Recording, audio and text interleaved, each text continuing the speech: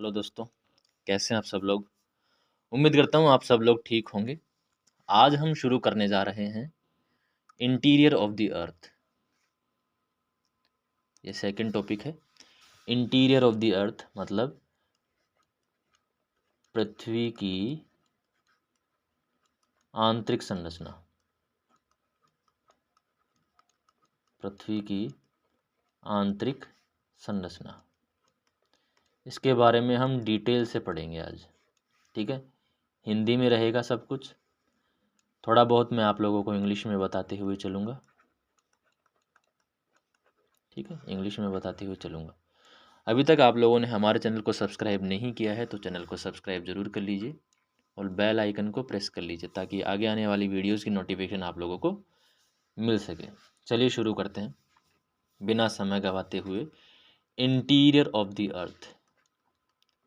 Interior of the earth.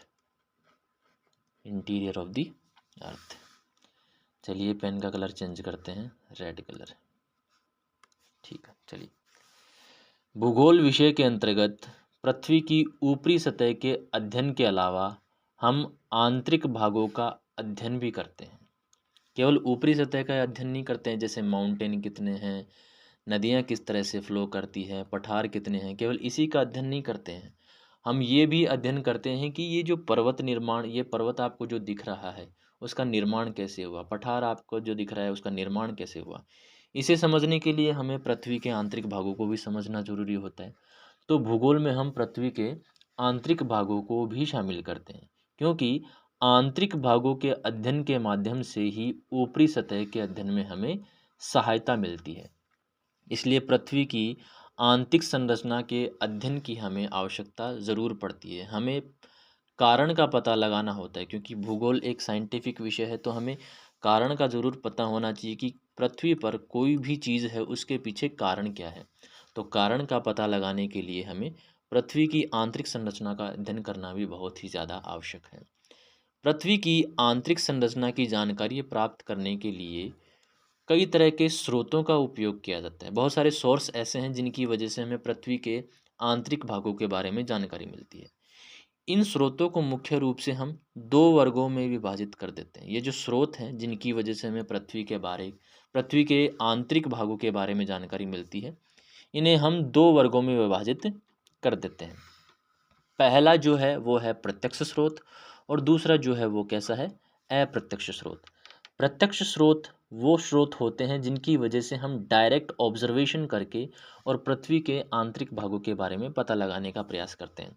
जैसे पृथ्वी के ऊपर जो चट्टानें हैं, जब हम उनका अध्ययन करेंगे तो हमें प्रत्यक्ष रूप से पता चल जाएगा कि ऑलमोस्ट पृथ्वी के अंदर किस तरीके की चट्टानें होंगी। इस तरीके से हम ज्वालामुखी गतिविधियों का विश्लेषण करेंगे तो हमें पता चलेगा कि पृथ्वी के अंदर किस किस तरीके के मटेरियल्स हैं, किस किस तरह के टेम्परेचर, प्रेशर, डेंसिटी वगैरह है। इसके अलावा अगर हम खनन कार्य करते हैं तब भी हमें पता चलता है कि खनन कार्य करते समय हमें किन किन डिफ़िकल्टीज़ का सामना करना पड़ता है, या किस किस तरीके से कौन कौन सी गहराई पर किस किस तरीके से चट्टानों में वेरिएशन देखने को मिलता है, चट्टानों में विभिन्नताएं देखने को मिलती है। पृथ्वी की सतह पर प्राप्त भौतिक अवलोकन, जितने भी हम पृथ्वी की भौतिक सतह पर अवलोकन करते हैं उनसे भी हमें पृथ्वी के अंदर बारे में जानकारी पता चलती है। ठीक है, दूसरा हम देखते हैं अप्रत्यक्ष अवलोकन।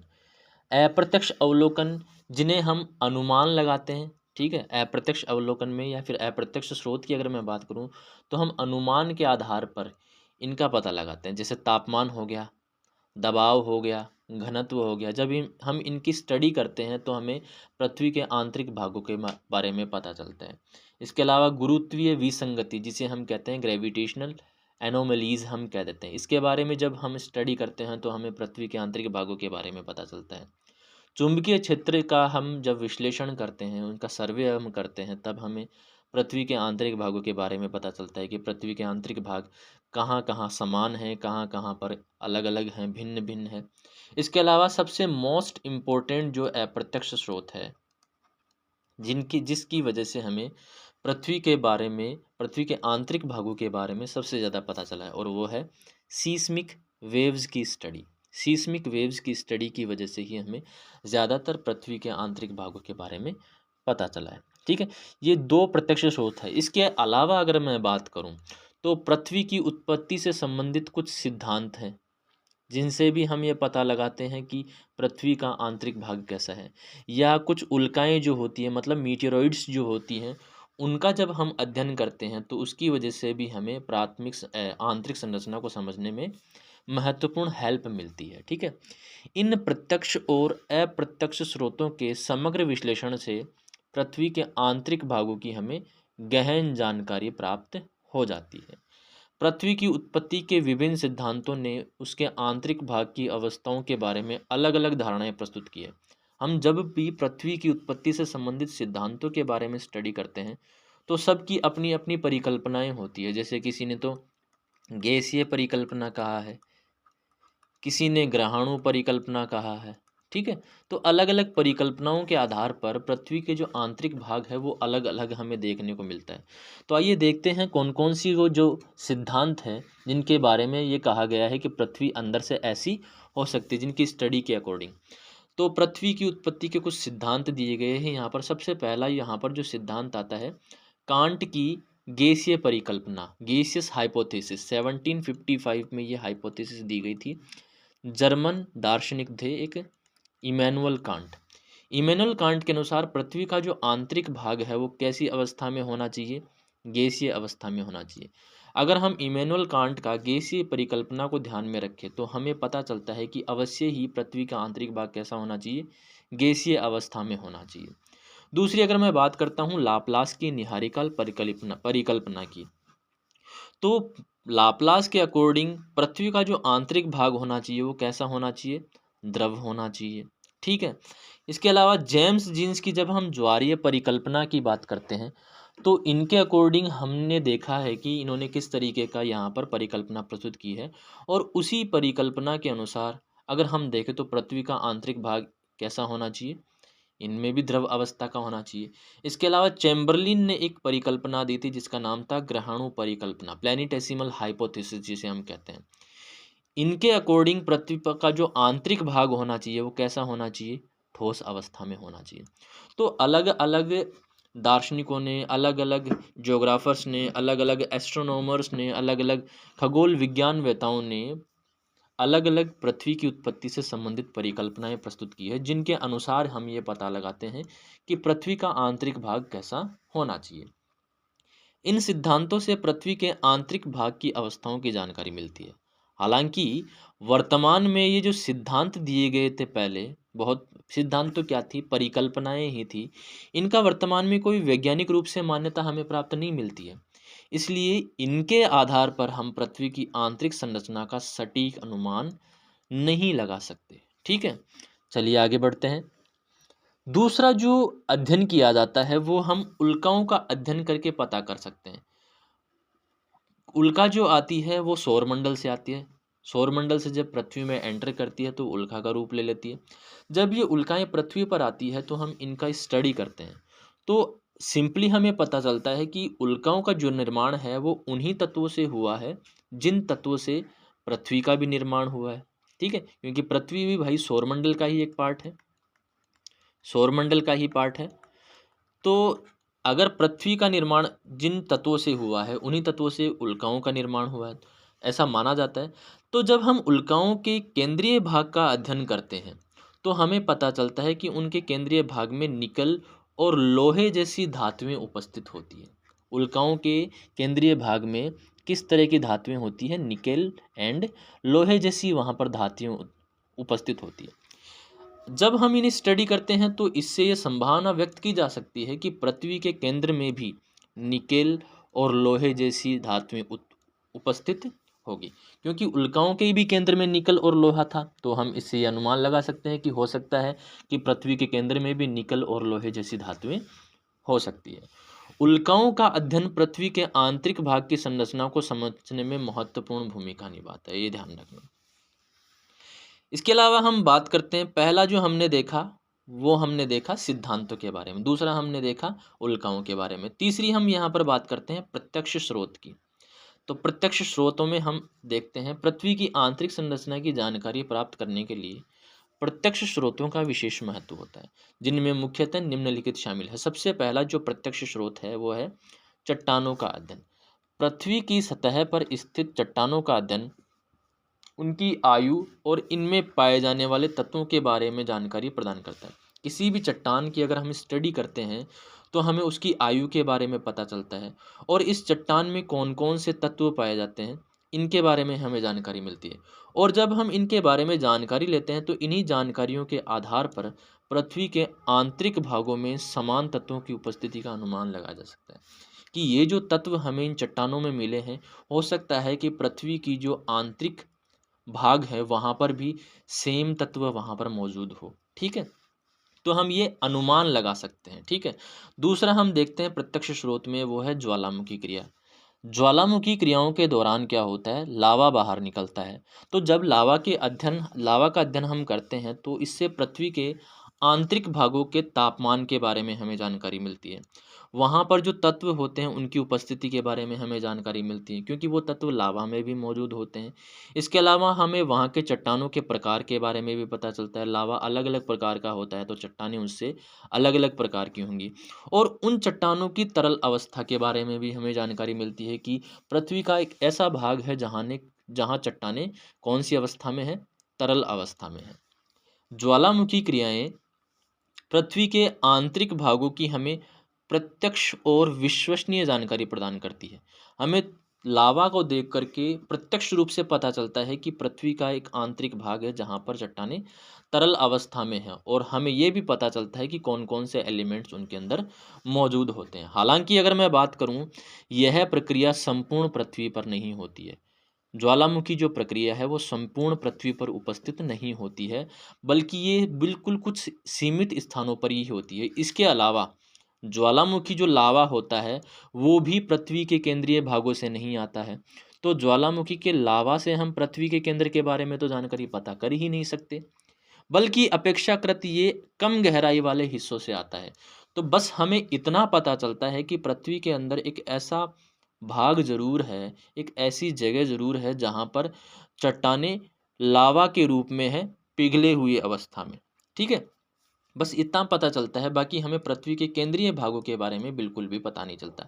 इसके अलावा हमें ये भी नहीं पता चलता उस लावा को देख कर कि ये लावा कितनी गहराई से बाहर आया है। ठीक है, हम केवल अनुमान लगाते हैं। चलिए आगे चलते हैं। ज्वालामुखी के इसी कारणों से ज्वालामुखी क्रिया से संपूर्ण पृथ्वी और उसके केंद्रीय भागों की जानकारी हमें प्राप्त नहीं होती है। ठीक है, तीसरा जो प्रत्यक्ष कारण है यहाँ पर है वो है खनन और प्रवेधन। हम माइनिंग एक्टिविटी करते हैं और कई तरह के यहाँ से मिनरल्स निकालते हैं। कई तरह की हम ड्रिलिंग प्रोजेक्ट चलाते हैं जिसकी वजह से हम पृथ्वी के अलग अलग भागों के बारे में जानकारी प्राप्त करने की कोशिश करते हैं। मानव ने विभिन्न स्थानों पर गहरे खनन और प्रवेधन कार्य किए हैं। जैसे फॉर एग्जांपल आपके लोगों के सामने यहाँ दिया हुआ है कि भारत का जो कोलार क्षेत्र है वहाँ पर चैंपियन रीफ नाम की सोने की खदान में लगभग 4 किलोमीटर की खुदाई की गई है। इस खुदाई से हम पृथ्वी की क्रस्ट के 4 किलोमीटर तक के एरिया को तो हम पता लगा सकते हैं, लेकिन वो केवल भारत वाले एरिया को ही हम पता लगा सकते हैं। क्यों? क्योंकि पूरे विश्व में अलग अलग प्रकार के एलिमेंट्स पाए जाते हैं। कोई ज़रूरी नहीं है कि भारत के कोलार क्षेत्र के चैंपियन ड्रिफ्ट में जिस तरीके के एलिमेंट्स हमें मिले हैं, हर पृथ्वी के हर हिस्से में 4 किलोमीटर की खुदाई करने पर हमें उसी तरीके के एलिमेंट्स दिखाई दे, वो अलग भी हो सकते हैं। यहाँ पर केवल एग्जाम्पल दिया गया है गहरे खनन और प्रवेधन कार्य के। इसके अलावा दक्षिण अफ्रीका की अगर मैं बात करूँ तो यहाँ पर रॉबिन्सन सोने की खदान में लगभग 6 किलोमीटर की गहरी खुदाई की गई है। इसके अलावा संयुक्त राज्य अमेरिका की हम बात करें तो वहाँ पर पिकस पेट्रोलियम क्षेत्र है, वहाँ पर 8 किलोमीटर गहरा ड्रिलिंग की गई है तेल निकालने के लिए, और 8 किलोमीटर गहराई तक हमें पता चल चुका है विश्व का। लेकिन ये भी अलग अलग जगह पर अलग अलग होता है। विश्व का सबसे गहरे अगर प्रवेधन की बात करें हम तो एनसीईआरटी के अकॉर्डिंग विश्व का सबसे गहरा प्रवेधन है रूस का कोला एरिया, जहाँ पर जो प्रवेधन किया गया है, ड्रिलिंग की गई है, वो की गई है 12 किलोमीटर तक। 12 किलोमीटर तक। ये जो कोला एरिया है वो आर्कटिक क्षेत्र में है। कहाँ पर है? आर्कटिक क्षेत्र में है। ओके, इस खनन और प्रवेधन कार्यों से पृथ्वी के आंतरिक भागों में कुछ सटीक जानकारियां हमें प्राप्त होती है। क्यों? क्योंकि जब हम अलग अलग गहराई पर जाते हैं, तो इन अलग अलग गहराइयों पर हमें मटेरियल भी क्या मिलता है, अलग अलग देखने को मिलता है। तो हम एक अनुमान लगा सकते हैं कि पृथ्वी की इतनी गहराई पर इस तरीके के मटेरियल मिलते हैं, इसकी गहराई पर इतने तरीके के मटेरियल मिलते हैं, इस गहराई पर इस तरीके के मटेरियल मिलते हैं, यहाँ पर हमें अलग तरीके के मटेरियल मिलेंगे। तो अलग अलग गहराइयों पर अलग अलग प्रकार के मटेरियल्स, अलग अलग प्रकार के तत्वों की हमें कुछ हद तक सटीक मात्रा में जानकारी प्राप्त होती है इनसे। ठीक है। हालांकि बात करें तो पृथ्वी के केंद्र की गहराई की तुलना में यह खनन जो है और यह प्रवेधन कार्य जो है केवल एक सतह पर खरोंच के समान ही है। क्योंकि हम अगर बात करें पृथ्वी के केंद्र की तो वो है 6371 किलोमीटर, और हमने कोला प्रायद्वीप में सबसे गहरा जो प्रवेदन किया है वो कितना है, 12 किलोमीटर। तो ये जो 12 किलोमीटर है वो इस 6371 के कंपेरिजन में तो केवल एक छोटी सी खरोंच के जैसे है। ठीक है।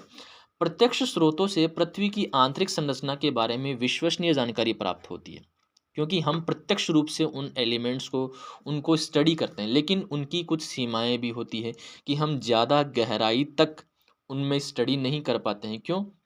क्योंकि हम देखते हैं तापमान बढ़ता है, इसलिए इसके अलावा और भी बहुत सारी समस्याएं वहाँ पर क्रिएट हो जाती है।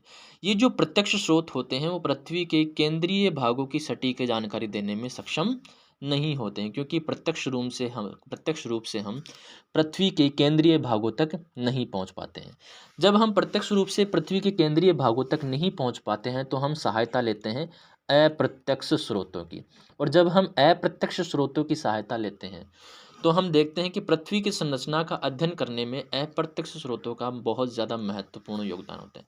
इनमें मुख्यतः हम बात करें तो तापमान हो गया, दाब हो गया, रेडियोधर्मी तत्व हो गए, एट्सेट्रा एट्सेट्रा। यहाँ पर जो फैक्टर्स होते हैं, वो जो स्रोत होते हैं वो अपनी रिस्पॉन्सिबिलिटी प्ले करते हैं। ठीक है। उनसे हमें पता चल जाता है। सबसे पहले हम बात करते हैं यहाँ पर अप्रत्यक्ष स्रोतों में, तो वह है तापमान। तापमान की अगर मैं बात करूं तो पृथ्वी की सतह से गहराई की ओर जाने पर तापमान में वृद्धि होती है। जैसे मान लो ये पृथ्वी है हमारी और ये क्या है, सतह है। जब सतह से हम गहराई की तरफ जाते हैं तो तापमान यहाँ पर क्या होता है, बढ़ता है, इंक्रीज होता है। जनरली अगर हम बात करें तो प्रत्येक 32 मीटर की गहराई पर तापमान में 1 डिग्री सेल्सियस की वृद्धि होती है। कितने मीटर की गहराई पर?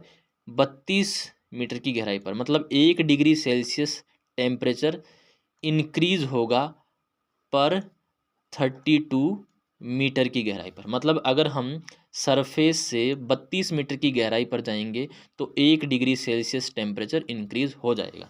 लेकिन ध्यान रखना, ये जो वृद्धि होती है वो समान दर से जारी नहीं रहती है। यहाँ पर ये जो दर है वो घटती रहती है। क्या होती है? घटती रहती है। जैसे मान लो 32 मीटर की गहराई पर अगर 1 डिग्री सेल्सियस टेम्परेचर इंक्रीज हुआ है तो अगले, मैं कहूँ तो 100 मीटर की गहराई पर 1 डिग्री सेल्सियस इंक्रीज होगा। मतलब ये जो रेट जो है वो धीमी होती चली जाती है।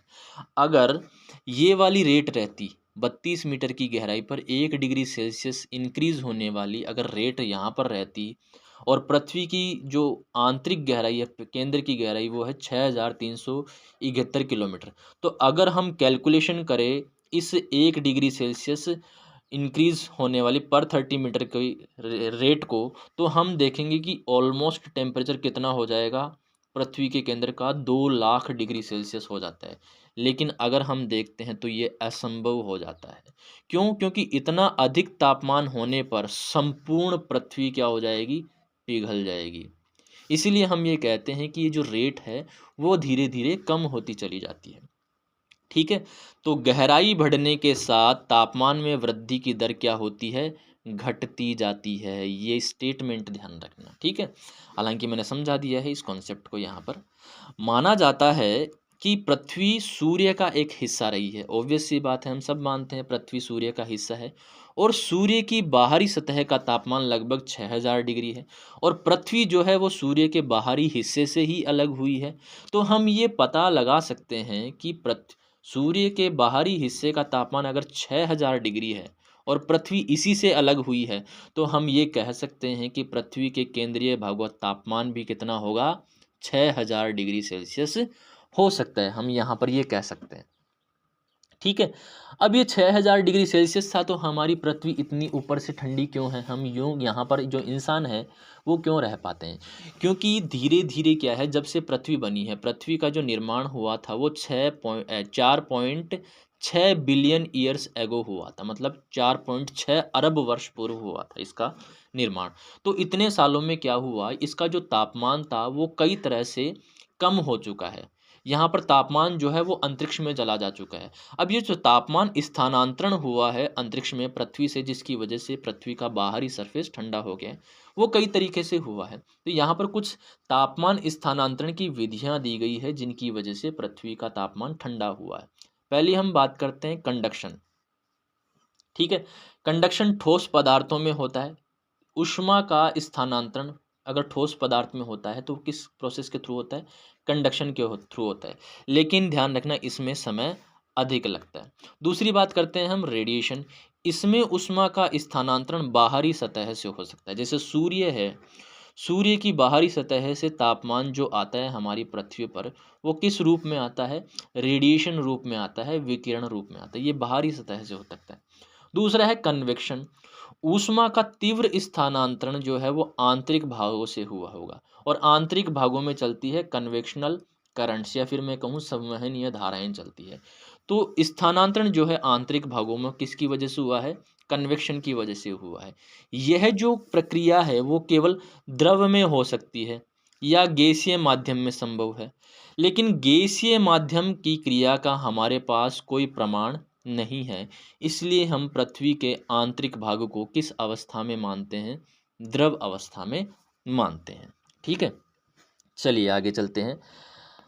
अब ये तापमान में भिन्नता भी क्या होती है, अलग अलग होती है। जैसे अगर मैं बात करूं 32 मीटर पर 1 डिग्री सेल्सियस कम होता है, तो ये जो रेट है वो धीरे धीरे घट क्यों जाती है, कम क्यों हो जाती है? इसके पीछे एक कारण है कि तापमान में गहराई के साथ साथ भिन्नता देखने को मिलती है। ये रेट कम क्यों हो जाती है?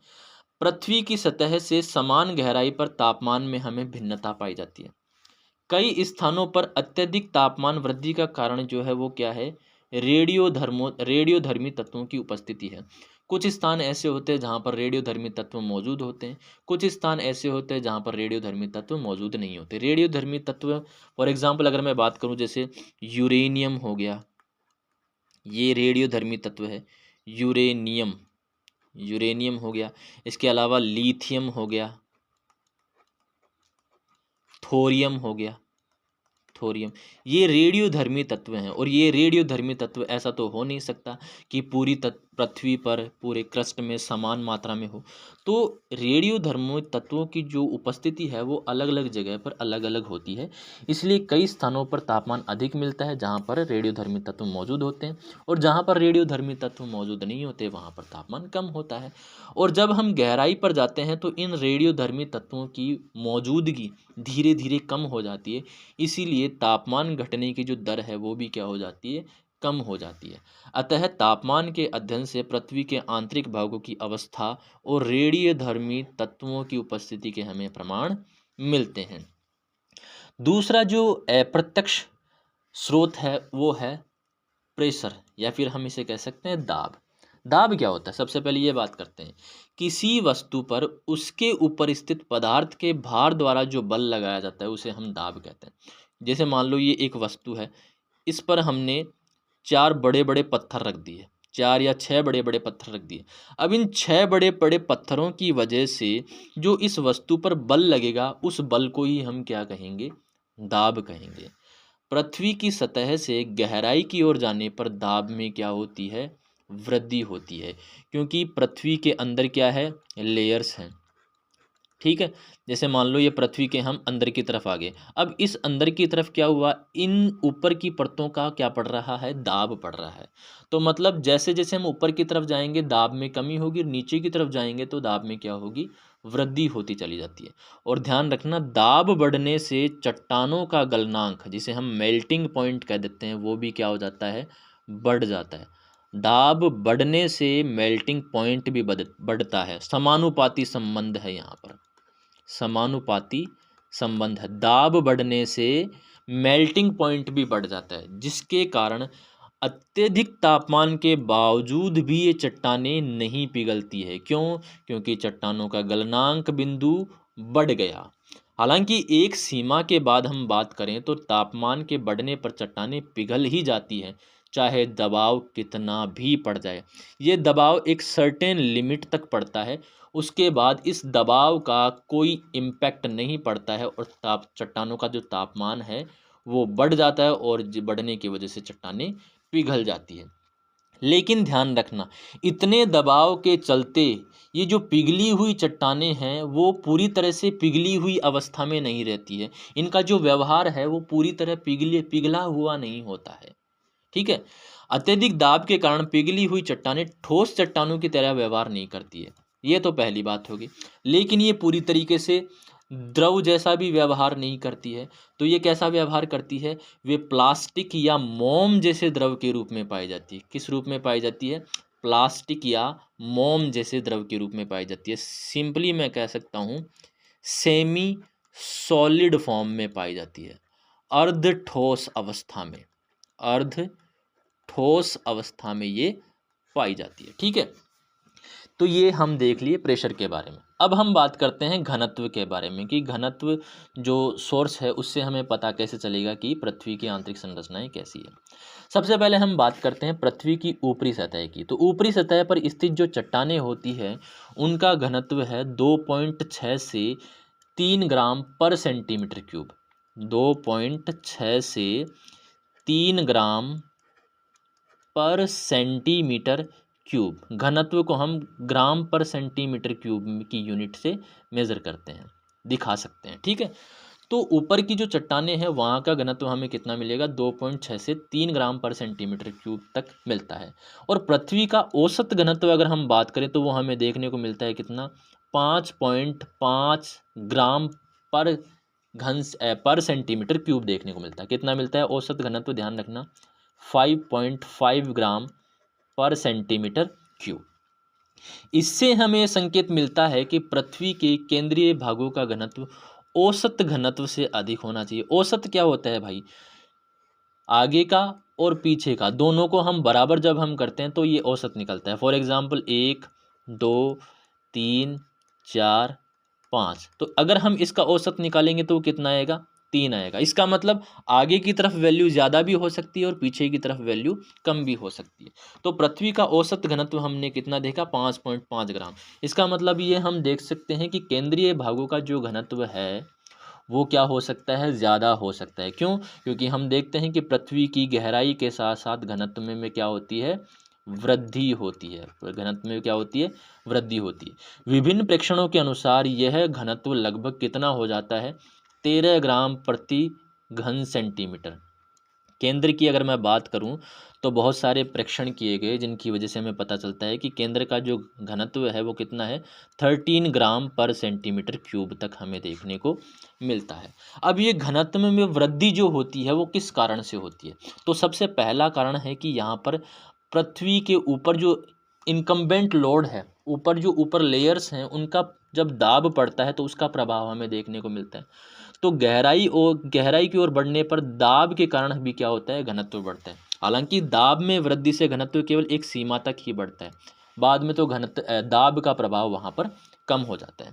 दूसरा हम देखते हैं कि घनत्व में वृद्धि का कारण वह है केंद्रीय भाग की संरचना। केंद्रीय भाग की संरचना की अगर मैं बात करूं तो वो अलग तरीके के मटेरियल से बनी हुई है। यहाँ पर हम बात करते हैं पृथ्वी की सतह पर चट्टानें जो होती है वो ग्रेनाइट और बेसाल्ट का दाब बढ़ने के बावजूद घनत्व 13 तक नहीं हो सकता। ठीक है, ऊपरी सतह की अगर मैं बात करूं तो यहाँ पर 13 तक नहीं हो सकता ग्रेनाइट और बेसाल्ट का दाब होने के बावजूद। इसका तात्पर्य है कि पृथ्वी का केंद्रीय भाग का जो निर्माण है वो ग्रेनाइट और बेसाल्ट की चट्टानों के अलावा हुआ है। तो यहाँ पर जो चट्टानें हमें मिलती हैं उनमें जो धातुएं मिलती है वो लोहे और निकेल जैसी भारी धातुएं मिलती है। केंद्रीय भाग में किस तरह की धातुएं होती हैं? लोहे और निकेल जैसी धातुओं से होता है। अगर मैं बात करूं लोहे की बात, तो लोहे का सामान्य घनत्व होता है 8 ग्राम पर सेंटीमीटर क्यूब। लोहे का जो सामान्य घनत्व होता है वो कितना होता है 8 ग्राम पर सेंटीमीटर क्यूब। लेकिन अगर इसके ऊपर अत्यधिक दबाव लगाया जाए तो ये घनत्व कितना पहुंच सकता है 13 ग्राम पर सेंटीमीटर क्यूब। ठीक है, इसलिए हम देखते हैं कि केंद्रीय भागों में जो लोहे और निकल की उपस्थिति के कारण घनत्व कितना चला जाता है 13 ग्राम पर सेंटीमीटर क्यूब तक यहाँ पर चला जाता है। ठीक है, अब हम बात करते हैं मध्यवर्ती परत की। ऊपर की परत की हमने बात कर ली, मध्यवर्ती परत की अगर मैं बात करूं तो ऊपरी सतह में जो घनत्व है 2.6 से 3 घनत्व वाली ग्रेनाइट और बेसाल्टिक चट्टानें पाई जाती है। ऊपरी और केंद्रीय परत के बीच, ऊपरी और केंद्रीय परत के बीच जो स्थित परत होती है उन्हें हम मध्यवर्ती परत कहते हैं। तो ऑब्वियस सी बात है, ऊपरी परत का घनत्व कम होगा और केंद्रीय परत का घनत्व ज़्यादा होगा और मध्यवर्ती परत का घनत्व इन दोनों के बीच में होगा। तो मध्यवर्ती परत का घनत्व भी हमें कितना देखने को मिलता है 4 से 6 ग्राम प्रति घन सेंटीमीटर तक हमें देखने को मिलता है, जो ऊपरी घनत्व और केंद्रीय घनत्व से के बीचों बीच है। ठीक है, यहाँ पर हमें 2.6 से 3 ग्राम पर सेंटीमीटर क्यूब तक देखने को मिला था और यहाँ पर 13 ग्राम पर सेंटीमीटर क्यूब तक, तो यहाँ का 4 से 6 ग्राम पर सेंटीमीटर क्यूब। ओके, यह परत संभवतः, ये जो मध्यवर्ती परत है ना 4 से 6 ग्राम पर सेंटीमीटर क्यूब वाली, यह परत संभवतः, ध्यान रखना संभवतः कहा गया है यहाँ पर, डूनाइट प्रकार की चट्टानों से बनी हुई है। तो ये फैक्ट ध्यान रखना, मध्यवर्ती परतें किस प्रकार की चट्टानों से बनी हुई है, डूनाइट प्रकार की, या ड्यूनाइट जिसे हम कह देते हैं,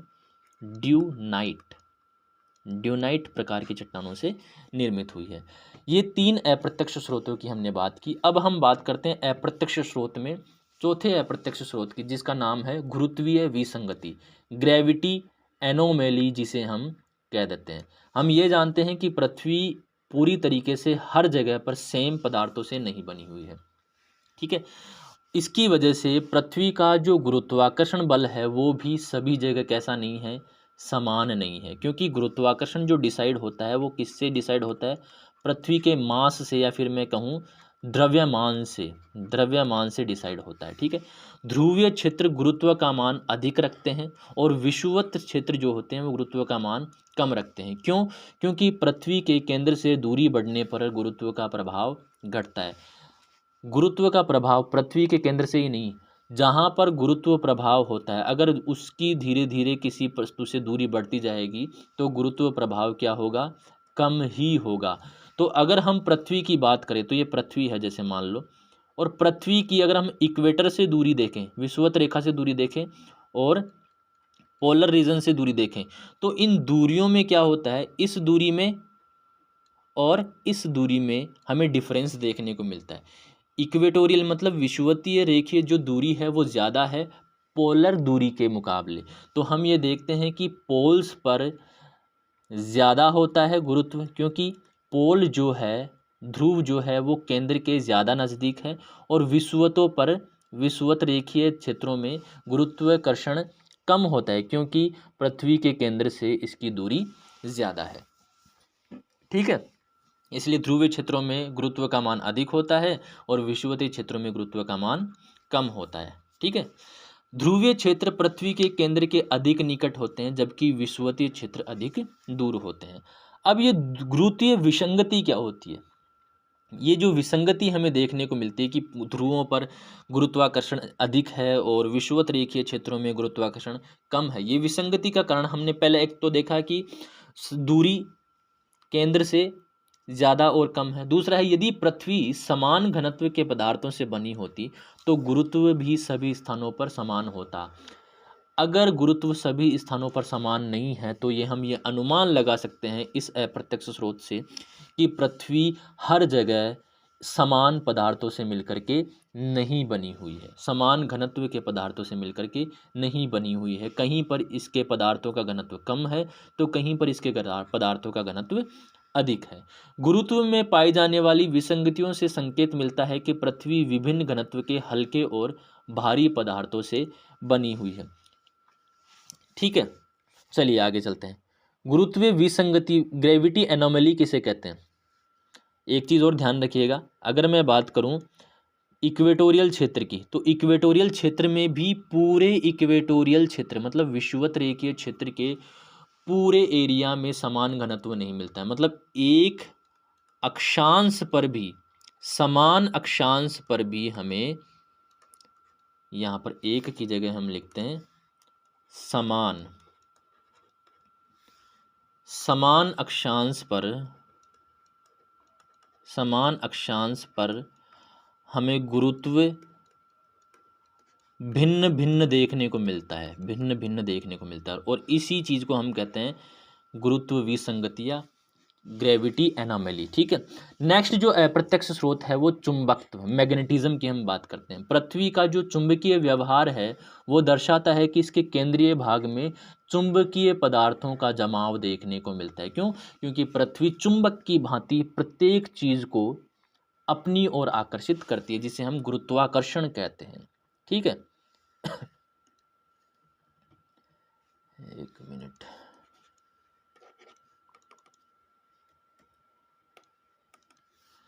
चलिए आगे चलते हैं।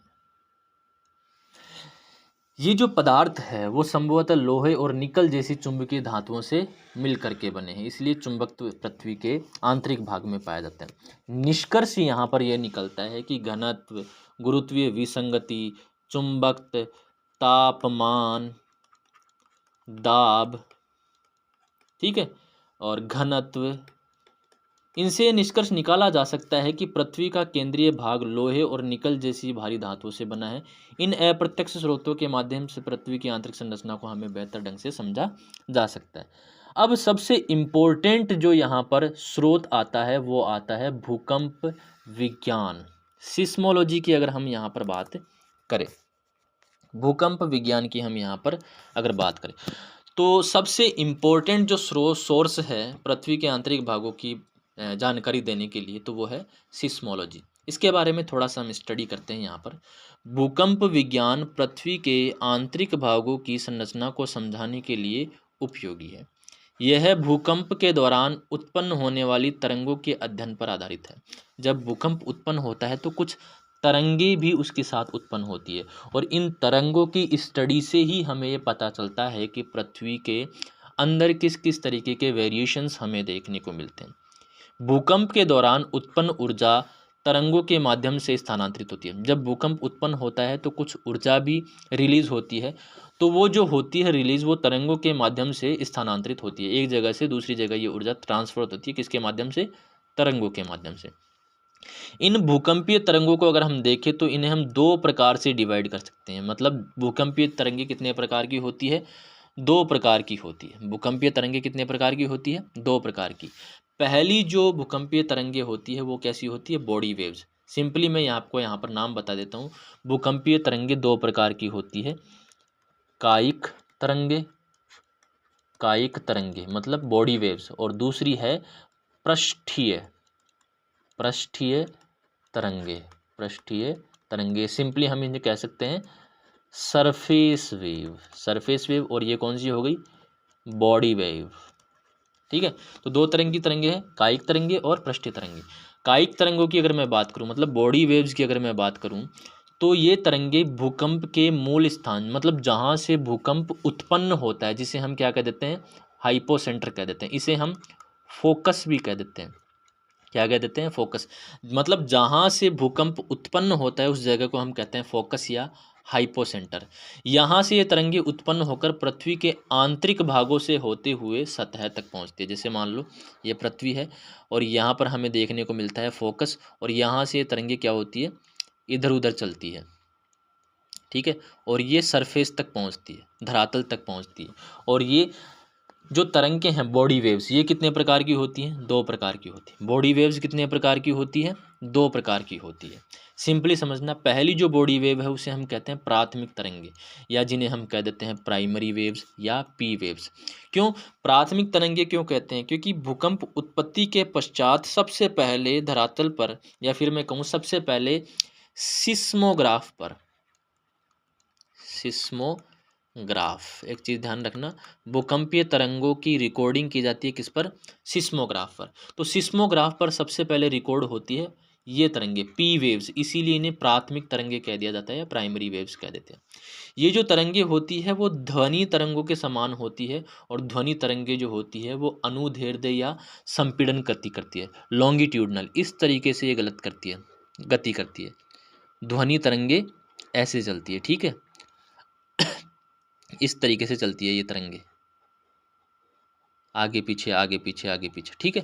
पहले बढ़ती है फिर सिकुड़ती है, फिर बढ़ती है फिर सिकुड़ती है, फिर बढ़ती है फिर सिकुड़ती है, फिर बढ़ती है सिकुड़ती है। आपने स्प्रिंग देखी होगी, उसकी तरह ये गति करती है, लॉन्गिट्यूडनल गति करती है, लॉन्गिट्यूडनल ये गति करती है, ध्यान रखना, ध्वनि तरंगों की तरह होती है। इनका जो पथ होता है वो कैसा होता है, कर्व्ड होता है, कर्व्ड, इस तरीके से ये गति करती है, इस तरीके से ये गति करती है, मुड़ी हुई गति करती है, ठीक है। पी वेव्स की बात कर रहे हैं। दूसरी, अगर हम पी वेव्स के बारे में पता करें तो ये जो तरंगे हैं वो ठोस, द्रव और गैस, इन सभी माध्यमों से गुजर सकती है। ठोस माध्यम से भी गुजर सकती है पी वेव्स, द्रव माध्यम से भी गुजर सकती है पी वेव्स, और गैस माध्यम से भी गुजर सकती है पी वेव्स। और पी तरंगे पृथ्वी की सतह तक विभिन्न भागों में पहुंच जाती है, ठीक है। दूसरी हम बात करते हैं द्वितीयक तरंगे, मतलब प्राइमरी वेव्स की रिकॉर्डिंग के पश्चात, कुछ टाइम लेग के पश्चात जो तरंगे सिस्मोग्राफ पर रिकॉर्ड होती है उन्हें हम कहते हैं द्वितीय तरंगे या सेकेंडरी वेव्स, जिनको हम सिंपली कह देते हैं एस वेव्स। ये जो तरंगे होती हैं सेकेंडरी वेव्स, वो किसके समान होती है, प्रकाश तरंगों के समान होती है, और इनकी गति कैसी होती है, अनुप्रस्थ गति होती है। सिंपली कैसी गति होती है, ट्रांसवर्स गति होती है, ट्रांसवर्स वेव्स होती हैं। ये किसके समान होती है, प्रकाश तरंगों के समान। और प्रकाश तरंगे कैसी होती है, इस तरीके की होती है प्रकाश तरंगे। इसमें जो एलिमेंट स्थानांतरण होता है वो किस तरीके से होता है, ऊर्ध्वाधर, ठीक है, ऊर्ध्वाधर, कभी ऊपर कभी नीचे, कभी ऊपर कभी नीचे, इस तरीके से, ठीक है। तो ये जो तरंग होती है वो प्रकाश तरंगों के समान होती है, और अनुप्रस्थ गति देखने को मिलती है, मतलब ट्रांसवर्स मूवमेंट, ओके। इनका जो पथ होता है वो भी कैसा होता है, अवतल होता है, यानी कि मुड़ा हुआ, कर्व्ड होता है इनका पथ, ठीक है। ये केवल ठोस माध्यम से ही गुजर सकती है, ये सबसे इम्पोर्टेंट बात है सेकेंडरी वेव्स की, कि ये केवल ठोस माध्यम से गुजर सकती है, जबकि पी वेव्स जो थी वो सॉलिड से भी गुजर सकती थी, लिक्विड से भी गुजर सकती थी, और गैस से भी गुजर सकती थी। बट जो एस वेव्स है वो ओनली सॉलिड से ही पास होती है, बाकी गैस एंड लिक्विड से वो पास नहीं होती है, यहाँ पर गायब हो जाती है। तो सेकेंडरी वेव्स के बारे में ध्यान रखना कि ये केवल ठोस माध्यम से ही गुजर सकती है, द्रव या गैस से नहीं, ठीक है। तो ये दो तरह की बॉडी वेव्स हो गई। जब बॉडी वेव्स सरफेस पर आती है, सबसे पहले यहाँ पर देखिए, ये अर्थ है, ये फोकस है, फोकस से जब वेव्स चलती हैं कर्व्ड अवस्था में, अवतल अवस्था में, ठीक है, तो जिस जगह पर सबसे पहले कोई वेव रिकॉर्ड की जाती है, या ट्रिमिंग, या फिर सिंपली मैं कह सकता हूँ ट्रिमर या कंपन, हिंदी में कहें कंपन, जहाँ पर सबसे पहले महसूस होता है उस जगह को हम कहते हैं एपी सेंटर, या आप लोग जिसे कह देते हो अधिकेंद्र, ठीक है, एपी सेंटर। यहाँ पर सबसे पहले कंपन फील होता है, या जो भी बॉडी वेव्स होती हैं वो सबसे पहले अराइव सरफेस पर यही होती है, और ऑलमोस्ट परपेंडिकुलर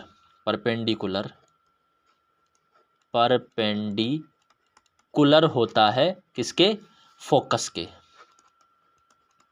ऑलमोस्ट मतलब 90 डिग्री का एंगल पर होता है फोकस के 90 डिग्री एंगल पर होता है एपिसेंटर, ओके। जब पी वेव्स, पृष्ठीय तरंगों की बात करते हैं, मतलब सरफेस वेव्स की, जब पी और एस तरंगे पृथ्वी की सतह पर पहुंचती है तो कौन सी तरंगों का निर्माण होता है, सरफेस वेव्स का निर्माण होता है, पृष्ठीय तरंगों का निर्माण होता है।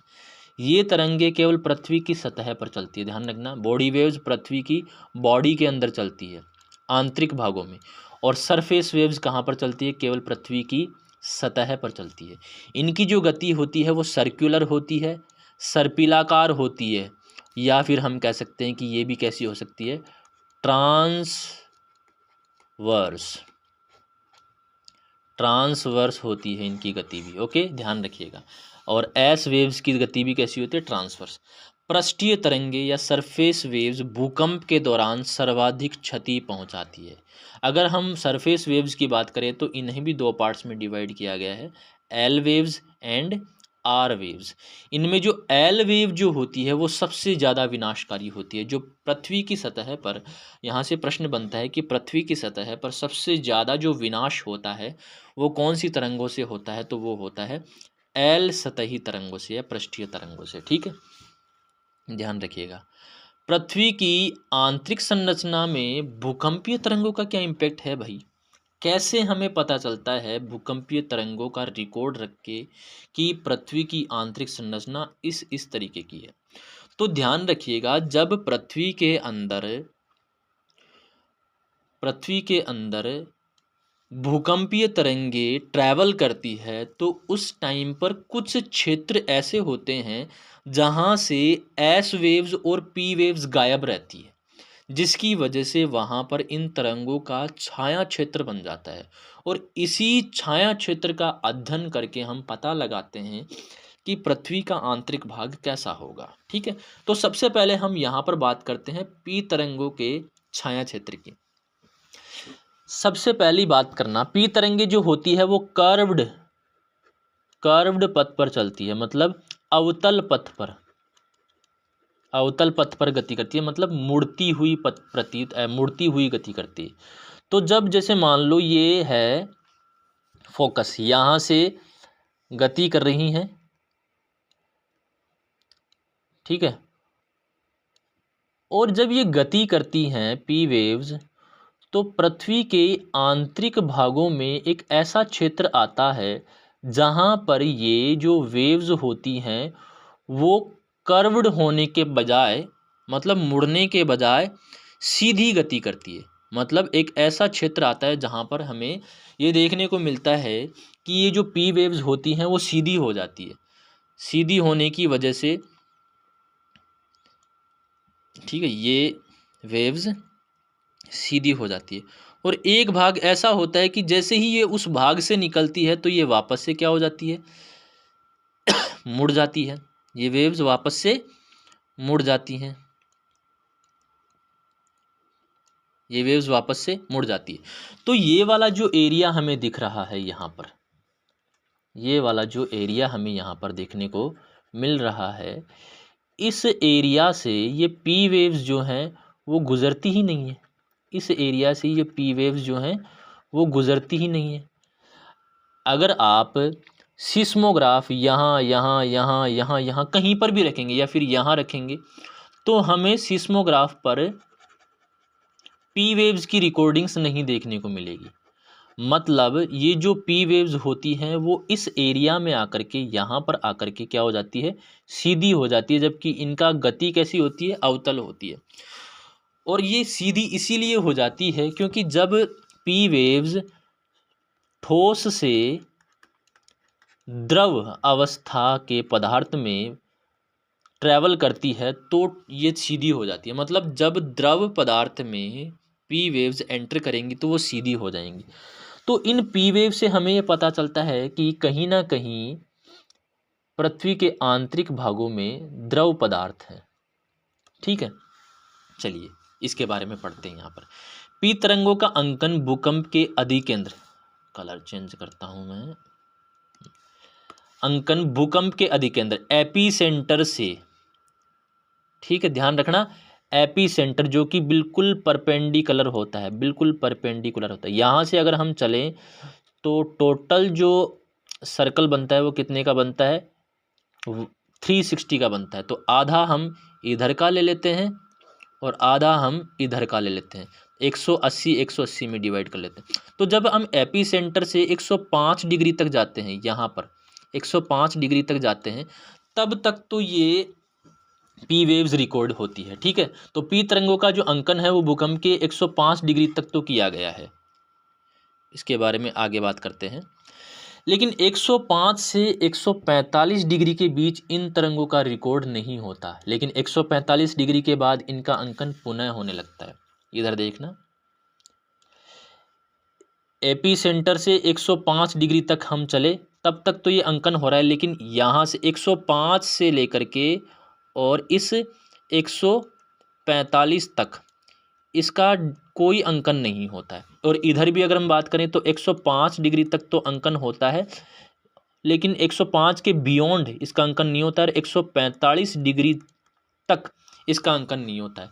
मतलब 105 डिग्री से लेकर के 145 डिग्री तक दोनों तरफ ये पी वेव क्या रहती है, गायब रहती है। और जहाँ पर ये 105 से 145 डिग्री तक गायब रहती है उसी क्षेत्र को हम पी वेव क्या क्या कहते हैं, छाया क्षेत्र कहते हैं। इससे ये जो छाया क्षेत्र पड़ता है इससे ये दर्शाया जाता है कि पृथ्वी का केंद्रीय भाग किस अवस्था का है, द्रव अवस्था है का है। ठीक है, क्यों? क्योंकि द्रव अवस्था में पी वेव्स अवतल पथ की बजाय सीधे पथ पर मूव करती है। ठीक है, पी तरंगे द्रव से बिना मुड़े निकल जाती है, सीधी निकल जाती है, जिससे 105 डिग्री से 145 डिग्री के बीच पी वेव्स का छाया क्षेत्र बन जाता है। ठीक है, दूसरी बात करते हैं हम एस वेव्स के छाया क्षेत्र की। एस वेव्स के छाया क्षेत्र की यहाँ पर देखिए, इधर समझिएगा, ये हमारी पृथ्वी है। ठीक है, ये है फोकस और ये है एपिसेंटर। एपिसेंटर से फोकस से ये इस तरह से अवतल अवस्था में या अवतल पथ पर क्या करती है, गति करती है। ओके, ये वेव्स अवतल पथ पर गति करती है। हमने पी वेव्स के बारे में भी पढ़ा कि 105 से 145 डिग्री तक ये गायब रहती है। तो इसी तरह यहाँ पर इससे पता चलता है कि एक भाग ऐसा है कि द्रव अवस्था में है। ठीक है, तो जब ये एस वेव्स क्या होती हैं, इस द्रव अवस्था में एंटर करती है तो ये गायब हो जाती है यहाँ से। मतलब एपी सेंटर से 105 डिग्री तक तो एस वेव्स की रिकॉर्डिंग की जाएगी। उसके बाद में रेस्ट ऑफ एरिया में कहीं पर भी हम कहीं पर भी सिस्मोग्राफ रख लें, 105 से लेकर के इस 105 डिग्री के बीच में हम कहीं पर भी सिस्मोग्राफ रख ले, यहाँ पर हमें एस वेव्स का कोई नामो निशान नहीं मिलता है। क्यों? क्योंकि हमने पढ़ा था कि एस वेव्स लिक्विड्स में गायब हो जाती है, ट्रेवल नहीं कर पाती है। ठीक है, तो एस वेव्स यहीं पर गायब हो गई। इसीलिए 105 डिग्री से 105 डिग्री के बीच एस वेव्स का छाया चित्र बनता है। और इससे सॉलिडली प्रूव होता है कि पृथ्वी के अंदर एक ऐसा भाग है जो लिक्विड फॉर्म में है। ठीक है, एस तरंगों का अंकन अधिकेंद्र से 105 डिग्री तक किया जाता है। हमने यहाँ तक कर लिया, कलर चेंज करता हूँ मैं। ठीक है, 105 डिग्री से आगे किसी भी स्थान पर एस तरंगों का रिकॉर्ड नहीं होता है। इसका कारण यह है कि एस तरंगे केवल ठोस माध्यम से गुजरती है और पृथ्वी का केंद्रीय भाग कौन सी अवस्था में है, द्रव अवस्था में है। तो 105 डिग्री से आगे संपूर्ण क्षेत्र एस तरंगों के छाया क्षेत्र के रूप में जाना जाता है। तीसरी हम यहाँ पर बात करते हैं पृष्ठीय या एल तरंगों की। सिंपली हम इन्हें कह देते हैं सरफेस वेव्स।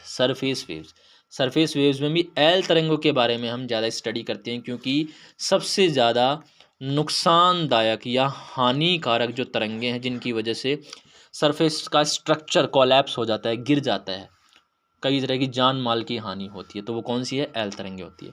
एल तरंगों का अध्ययन करने पर पता चलता है कि समुद्र के नीचे की क्रस्ट से गुजरने पर इनकी गति तेज होती है, क्योंकि एल तरंगे क्या होती है, अधिक घनत्व वाली सरफेस पर तेज गति से चलती है। और इससे हमें ये पता चलता है कि समुद्र के नीचे की जो क्रस्ट है उसका घनत्व कैसा है, अधिक होता है। ठीक है, भूकंपीय तरंगों और असंबद्धताओं की खोज। अब ये पॉइंट हम पढ़ते हैं, भूकंपीय तरंगों और असंबद्धताओं की खोज। जैसे कोई भी भूकंपीय तरंग है वो क्या करती है, समान गति से नहीं चलती है। वो क्या होती है, समान गति से नहीं चलती है। पृथ्वी के अंदर अलग अलग गहराई में उसकी गति में परिवर्तन हमें देखने को मिलता है। और जहाँ जहाँ पर गति में परिवर्तन देखने को हमें मिलता है उस जगह में हमने कहा है कि यहाँ पर इरेगुलरिटीज़ पाई जाती है, या जो कंटिन्यूस प्रोसेस चल रही थी उसमें डिसकंटिन्यूटी आ जाती है। तो भूकंपीय तरंगों की वजह से हमें पृथ्वी के अंदर कई तरह की असंबद्धताओं की खोज का पता चला है। ठीक है, इन्हें अलग अलग असंबद्धताएं हम कहते हैं। ये असंबद्धताएं हम बाद में पढ़ेंगे, पहले हम यहाँ पर जान लेते हैं पीजी और एसजी तरंगों के बारे में कि ये पीजी और एसजी तरंगे क्या है। आपको ध्यान होना चाहिए कि क्रोएशिया में एक भूकंप आया था, उस दौरान क्या हुआ, हम पढ़ते हैं पी और एस वेव्स पढ़ते हैं। ठीक है, इनकी स्पीड पढ़ते हैं, लेकिन जब क्रोएशिया में भूकंप आया था तो इन पी और एस वेव्स की से भी कम गति वाली कुछ तरंगों का अंकन किया गया था। मतलब पी और एस तरंगों का अंकन नहीं किया गया था, जबकि इनसे कम स्पीड में चलने वाली कुछ तरंगों का यहाँ पर रिकॉर्डिंग की गई थी, रिकॉर्ड किया गया था, अंकन किया गया था, जिन्हें नाम दिया गया पीजी तरंग एंड एसजी तरंग। पीजी जो तरंगे होती हैं वो प्राइमरी स्लो वेव्स होती हैं, क्योंकि प्राइमरी वेव्स के कंपैरिजन में इनकी गति क्या होती है, स्लो होती है, इसलिए इन्हें पीजी यानी कि प्राइमरी स्लो वेव्स और एसजी यानी कि सेकेंडरी स्लो वेव्स कहा गया है। क्यों? क्योंकि ये एसजी स्लो वेव जो है वो एस के कंपैरिजन में स्लो चलती है। ये जो तरंगे होती है पीजी और एसजी तरंगे, ये ध्यान रखना ऊपरी परतों से गुजरती है, ये बिल्कुल आप लोग ध्यान रखना। पीजी तरंगे कहाँ से गुजरती है, ऊपरी परतों से गुजरती है। कब पता चला, क्रोएशिया में आए भूकंप के दौरान। यहाँ पर एक तरंग और खोजी गई अलग तरह की, जिसे हम कहते हैं पी स्टार और एस स्टार तरंगे। ऑस्ट्रिया के टायर्न में एक भूकंप आया था, जिसके दौरान मध्यम गति की तरंगों का रिकॉर्डिंग किया गया। ठीक है, इन्हें पी और एस स्टार तरंगे कहा गया। यहाँ पर आप स्टार लगा लेना, पी स्टार और एस स्टार चला कहा गया। ठीक है, ये मध्यवर्ती तरंगे, ये जो तरंगे होती हैं मध्यम गति वाली, ये तरंगे मध्यवर्ती तरंग परतों से गुजरती है। ध्यान रखना, ये तरंगे कहाँ से गुजरती है, मध्यवर्ती परतों से गुजरती है। पृथ्वी की 3 परतों की अवधारणा की अगर मैं बात करें, हम यहाँ पर बात करें तो भूकंपीय तरंगों के अध्ययन के आधार पर, जब हम भूकंपीय तरंगों का अध्ययन करते हैं तो पृथ्वी को 3 प्रमुख परतों में विभाजित किया गया है। 3 प्रमुख परतों में यहाँ पर विभाजित किया गया है। सबसे पहले हम बात करते हैं अधिक घनत्व वाली केंद्रीय परत। केंद्रीय परत का घनत्व कैसा है, अधिक घनत्व है। क्यों? क्योंकि भाई साहब हम किसको आधार मान रहे हैं, भूकंपीय तरंगों को, और तरंगे जो होती है वो घनत्व के आधार पर ही ट्रैवल करती है, तो हम उसके आधार पर ही 3 परतें डिवाइड करते हैं। तो पहली घनत्व परत जो कौन सी है, वो है अधिक घनत्व वाली केंद्रीय परत। पी और एस तरंगे सबसे तेज गति से गुजरती है। पी और एस तरंगे कैसी गति से गुजरती है, सबसे तेज गति से गुजरती है। यह परत सबसे अधिक घनत्व वाली मानी जाती है, जहाँ से सबसे तेज गति से गुजरती है। ठीक है, दूसरी जो है वो मध्यवर्ती परत है। मध्यवर्ती परत की अगर मैं बात करूँ भूकंपीय तरंगों के आधार पर, तो यहाँ से पी स्टार और एस स्टार तरंगे गुजरती है। इनकी जो गति होती है पी स्टार और एस स्टार तरंगों की, वो कैसी होती है, मध्यम होती है। और बात की जाए अगर ऊपरी परत की भूकंपीय तरंगों के अकॉर्डिंग, तो उसमें से जो गुजरती है वो पीजी और एसजी तरंगी होती हैं। ये क्रोएशिया वाली है, क्रोएशिया वाली, ठीक है, क्रोएशिया वाली है। पीजी और एसजी तरंगे इस परत से गुजरती है, और इनकी गति जो होती है पीजी और एसजी तरंगों की, वो सबसे कम होती है। ठीक है, निष्कर्षतः हम यहाँ कह सकते हैं कि भूकंपीय तरंगों के अध्ययन से निष्कर्ष निकाला जाता है कि पृथ्वी की आंतरिक संरचना ठोस भी है, द्रव भी है, लेकिन गैसीय अवस्था में नहीं है। ये इसके आधार अभी तक हमें नहीं मिले हैं भूकंपीय तरंगों की स्टडी से। ठोस, द्रव और मिश्रित परतों में विभाजित इन तरंगों की गति और छाया क्षेत्र के आधार पर पृथ्वी के विभिन्न भागों के घनत्व, द्रव अवस्था और ठोस अवस्था का आकलन किया जाता है। आई होप आप लोगों को भूकंप के छाया क्षेत्र के बारे में जानकारी मिल गई होगी, और किस तरीके से उससे हम पृथ्वी की आंतरिक संरचना के बारे में जानकारी अनुमान लगाते हैं। अब पृथ्वी के आंतरिक भागों की अवस्था के संबंध में हमें कुछ प्रमाण देखने को मिलते हैं कि पृथ्वी की जो आंतरिक संरचना है वो ठोस भी हो सकती है, द्रव भी हो सकती है, और प्लास्टिक अवस्था में भी हो सकती है। ये हमने देखा। तो ये प्रमाण कहाँ से आए कि ठोस भी है, द्रव भी है और प्लास्टिक अवस्था में है? तो ठोस अवस्था के प्रमाण की अगर हम बात करें तो वो ये है कि पृथ्वी का ऊपरी भाग ठोस अवस्था में हमें दिखाई देता है। यदि पृथ्वी का आंतरिक भाग द्रव अवस्था में होता तो इसमें स्वतंत्र रूप से घूर्णन गति संभव नहीं होती, और इसका आकार गोल के बजाय कैसा हो जाता, अनियमित हो जाता है। क्योंकि जब भी कोई द्रव पदार्थ रोटेट करता है तो उसका आकार अनियमित हो जाता है। इससे हमें पता चलता है कि पृथ्वी का आंतरिक भाग ठोस भी है। ठीक है। वहीं ये महासागरों में आने वाले ज्वार, यहाँ पर ये ज्वार है, सॉरी, ज्वार के आधार पर भी यह स्पष्ट होता है कि महासागरों के नीचे ठोस अवस्था वाली अत्यधिक मोटी परत हो सकती है। ठीक है। इसके अलावा अगर हम बात करें द्रव अवस्था के प्रमाण कहाँ से मिलते हैं, तो भूकंप की पी वेव और एस वेव तरंगों के छाया क्षेत्र, ये छाया चित्र की जगह आप लोग करना, छाया क्षेत्र के आधार पर द्रव अवस्था का प्रमाण हमें देखने को मिलता है। गहराई के साथ तापमान में वृद्धि के कारण आंतरिक भाग गलनांक बिंदु तक पहुंचकर पिघल जाता है, जो पृथ्वी के आंतरिक भाग के द्रव अवस्था में होने का हमें संकेत देता है। तापमान में वृद्धि के कारण आंतरिक भाग गलनांक बिंदु तक पहुंचकर पिघल जाता है, इसलिए द्रव अवस्था के प्रमाण हमें यहाँ पर देखने को मिलते हैं। नेक्स्ट है प्लास्टिक अवस्था के प्रमाण हमें कैसे देखने को मिलते हैं। तो हम देखते हैं कि पृथ्वी का जो आंतरिक भाग है वो अत्यधिक ताप के कारण पूरी तरह से ठोस अवस्था में नहीं रह सकता, ऑब्वियस सी बात है। हालांकि आंतरिक भाग में वास्तविक द्रव पदार्थ जैसा व्यवहार भी नहीं पाया जाता है, क्योंकि जो दाब है वो बहुत ज़्यादा होता है, जिसकी वजह से पूरी तरीके से द्रव अवस्था भी यहाँ पर नहीं हो सकती। आंतरिक भाग प्लास्टिक या मोम जैसे पदार्थ का हो सकता है, जो अत्यधिक दाब के कारण पिघली हुई चट्टानों जैसा व्यवहार करता है। तो पृथ्वी की संरचना का निष्कर्ष हम ये देखते हैं कि पृथ्वी की संरचना कैसी है, परतदार है, जिसमें संकेंद्रीय परतें पाई जाती है। एक केंद्र है जिसके चारों तरफ परतें हमें देखने को मिलती है। केंद्रीय भागों में लोहे जैसी अधिक घनत्व वाली धातुएं मौजूद है, यहाँ पर अधिक घनत्व वाली धातुएं मौजूद है, जबकि ऊपरी भागों में हल्के या कम घनत्व वाले पदार्थ पाए जाते हैं। यहाँ पर कम घनत्व वाले पदार्थ, हल्के पदार्थ पाए जाते हैं, और यहाँ पर ज़्यादा घनत्व वाले पदार्थ पाए जाते हैं। और यह जो संरचना बनती है वो आयरन कैटास्ट्रोफी की प्रक्रिया के कारण बनती है, कि केंद्र में ज़्यादा घनत्व वाले पदार्थ होंगे और बाहरी सतह में कम घनत्व वाले पदार्थ होंगे। ये जो संरचना है वो बनती किसके कारण है, आयरन कैटास्ट्रोफी की प्रक्रिया के कारण बनते हैं। आयरन कैटास्ट्रोफी क्या होती है, प्रारंभ में जब पृथ्वी द्रव अवस्था में थी, जब पृथ्वी बनी थी तो द्रव अवस्था में थी, तो अधिक घनत्व वाली जो धातुएं हैं जैसे लोहा है वो गुरुत्वाकर्षण के कारण पृथ्वी के केंद्र में चले गए, और कम घनत्व वाले जो हल्के पदार्थ हैं वो सिलिका और एल्यूमिनियम जैसे जो कम घनत्व वाले पदार्थ हैं वो गुरुत्वाकर्षण के कारण ऊपरी भागों में स्थानांतरित हो गए, और इसी प्रक्रिया को हम क्या कहते हैं, आयरन कैटास्ट्रोफी हम कह देते हैं। ठीक है, तो दोस्तों ये थी हमारी आज की क्लास, और नेक्स्ट क्लास में हम पढ़ेंगे पृथ्वी की आंतरिक संरचना के कुछ मॉडल और पृथ्वी की आंतरिक संरचना का कुछ मॉडर्न जो पर्सपेक्टिव है वो हम देखेंगे कि 3 परतों में से डिवाइड किया गया है। अभी तक आप लोगों ने हमारे चैनल को सब्सक्राइब नहीं किया है तो चैनल को सब्सक्राइब कर लीजिए और बेल आइकन को प्रेस कर लीजिए, ताकि आगे आने वाली वीडियोज़ की नोटिफिकेशन आप लोगों को मिल सके।